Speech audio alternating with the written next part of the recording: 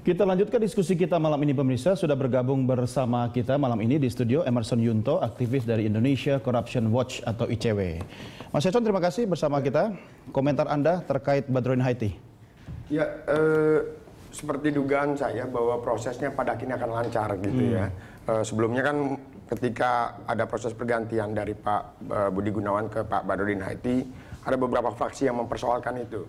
Presiden harus bisa menjelaskan dan sebagainya. Tapi dalam rentang waktu yang berjalan, Pak Badrodin juga tidak diam saja. Dia juga melakukan proses-proses lobby politik kepada sejumlah anggota dewannya. Makanya begitu fit and proper test berlangsung sekarang, itu begitu lancar gitu ya.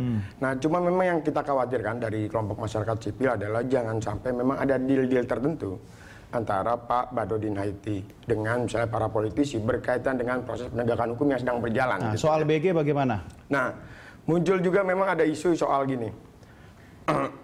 Ada sejauh ini gitu, pada saat Pak Badrodin Haiti menjadi PLT pimpinan KPK, Pak Budi Gunawan tidak jadi dilantik, muncul dugaan ada Kapolri de facto, Kapolri de jure. Kapolri de factonya adalah misalnya faktonya adalah Pak Budi Gunawan. De jurenya adalah Pak Badrodin Haiti karena dia dilantik. Karena hari ini besok akan dilantik jadi ada 3 Kapolri dong. Istri Kapolri nggak dihitung. Nah, kalau istri Kapolri belum gitu ya. Nah, itu yang kita khawatirkan gitu ya. Jangan-jangan memang ada pesan dari teman-teman di DPR karena mereka begitu suka dengan Pak Budi Gunawan.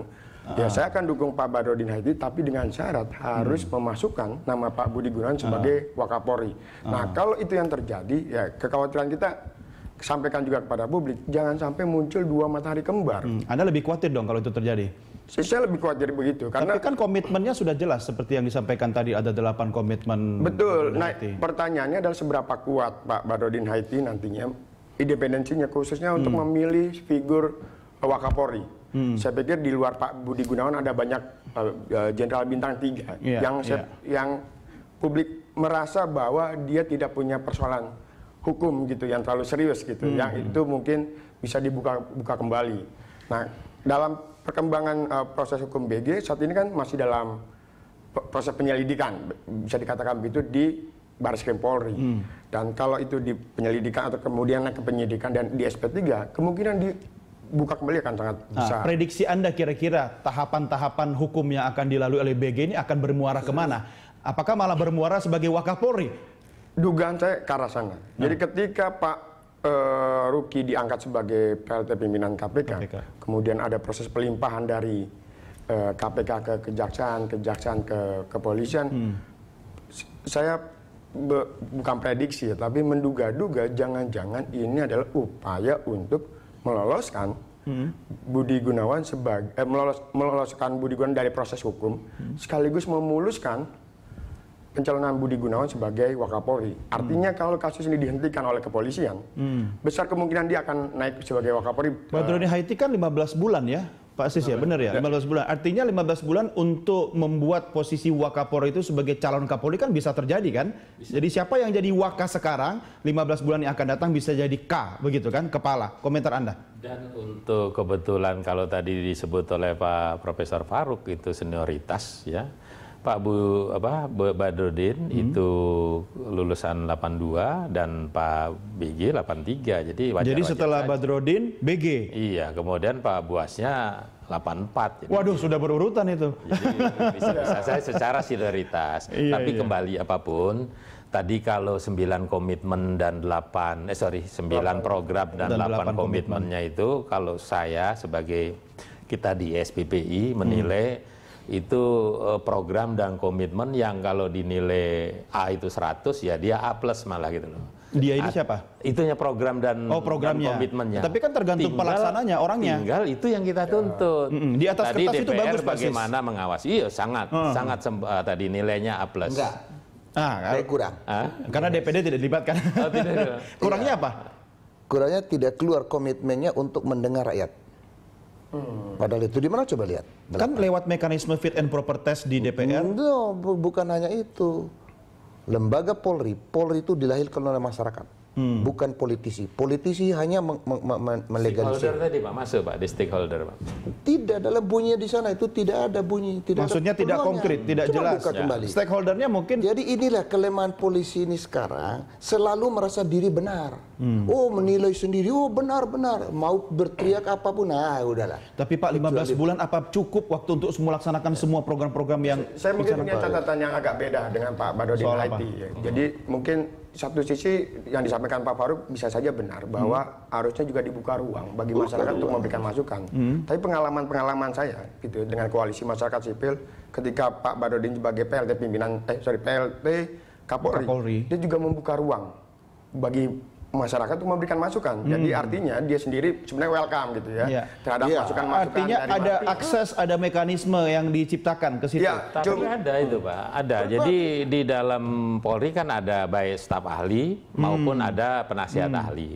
Penasihat ahli itu para pakar-pakar orang luar. Jadi itu pasti komitmen dan program tadi masukan dari staf ahli maupun penasihat ahli. Tinggal sekarang pelaksanaannya. Saya bisa terima itu, betul. Tinggal pelaksanaannya. Kita tapi maksudnya ini kan mau dipublikasikan. Jadi ini saya punya komitmen loh.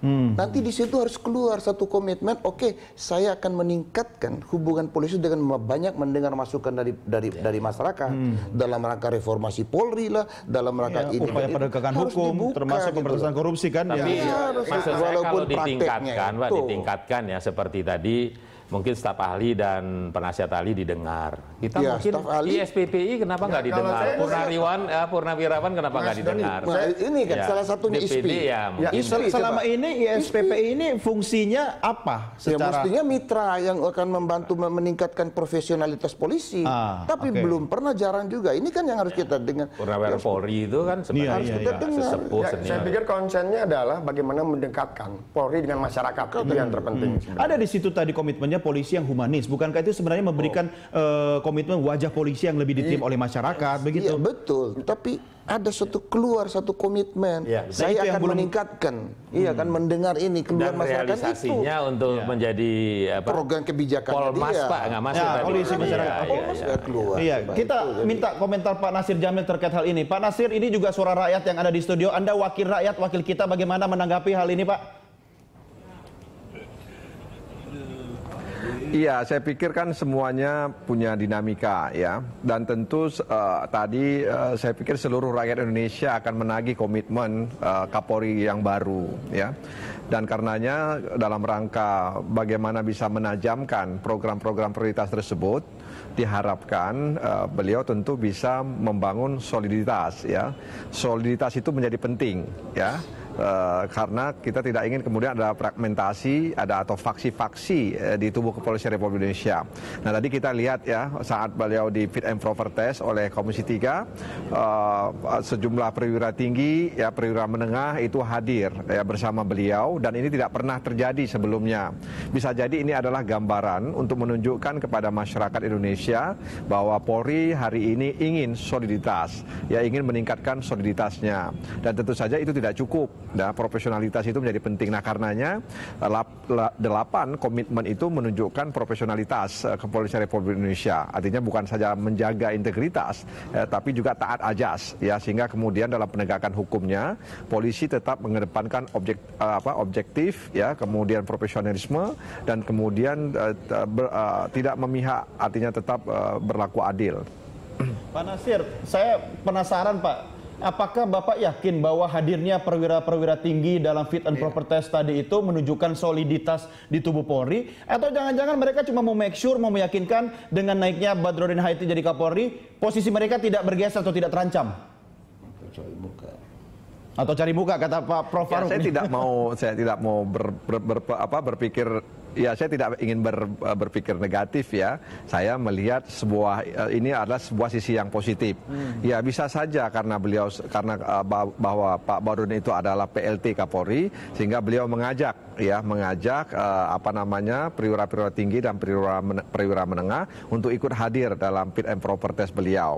Berbeda misalnya waktu Pak Budi Gunawan, beliau hanya Kalemdikpol ya, tentu hanya bisa mengajak teman-temannya yang barangkali di wilayah kerjanya. Begitu juga dulu ketika Pak Sutarman, Bareskrim. Beliau hanya mengajak orang-orang yang ada di sekitar Bareskrim. Nah, ketika Pak Barodin, karena beliau PLT Kapolri, tentu beliau mengajak perwira tinggi, perwira menengah yang ada di lingkungan Mabes Polri, ya, sehingga kemudian bisa hadir. Tadi ada Irwasum, ada Bareskrim, ada Kadipropam, ya, dan sejumlah bintang 2 tadi itu. Jadi kami berprasangka baik, ya, bahwa ini adalah keinginan untuk menunjukkan soliditas itu. Jadi kalau kemudian dalam pelaksanaannya kemudian terjadi apa yang namanya faksi-faksi, nah tentu ini sesuatu yang tidak kita inginkan dan itu seperti menampar muka sendiri begitu. Oke, baik. Pak Nasir, kita lanjutkan diskusi kita di segmen berikutnya. Pemirsa tetap bersama kami segera kembali sesaat lagi.